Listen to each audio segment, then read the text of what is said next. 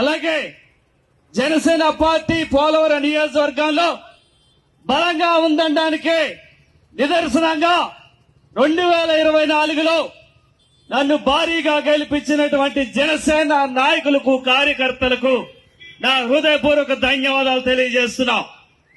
ఈ 2 ఏళ్లలో జనసేన పార్టీ తరఫున సిరి బాలరాజు అనేటువంటి వ్యక్తి పోలవరం నియోజకవర్గంలో ఎన్నడూ లేనటువంటి అభివృద్ధి చేసి చూపించాడు.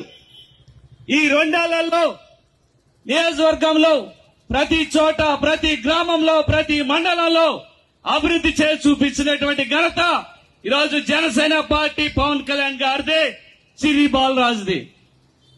ఈ 2 ఏళ్లలో ఎన్నో అవమానాలు పడ్డాం, మన నాయకులతో ఎంతో ఇబ్బంది పడ్డాం. అయినప్పటికీ ఈ రోజు చెప్తున్నాం, ఈ దొరల పాలన నుంచే ఈ రోజు పోలవరం నియోజకవర్గం విముక్తి జరుగుతోంది.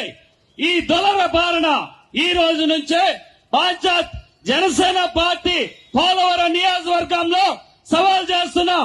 రేపు రానున్న స్థానిక ఎన్నికల్లో నేను నిలబడినటువంటి వ్యక్తి, నేను పెట్టినటువంటి వ్యక్తి భారీ మెజార్టీ గెలిపించకపోతే సిరి బాలరాజు కాదని ఈ సభాముఖంగా మీ అందరికీ కూడా సవాల్ చేస్తూ ఈరోజు పోలవరం నియోజకవర్గంలో జనసేన పార్టీ అంటే సిరి బాలరాజు, సిరి బాలరాజు అంటే జనసేన పార్టీ అని మరొకసారి మీ అందరికీ కూడా సవాల్ విసురుతూ రానున్న రోజుల్లో నా కోసం నిలబడినటువంటి జనసేన నాయకులకి, కార్యకర్తలకి ప్రతి ఒక్కరికి భరోసా ఇస్తూ ముందుకు వెళ్తానని మరొకసారి మీ అందరికీ హృదయపూర్వక ధన్యవాదాలు, కృతజ్ఞతలు తెలియజేస్తూ సెలవు తీసుకుంటున్నాను.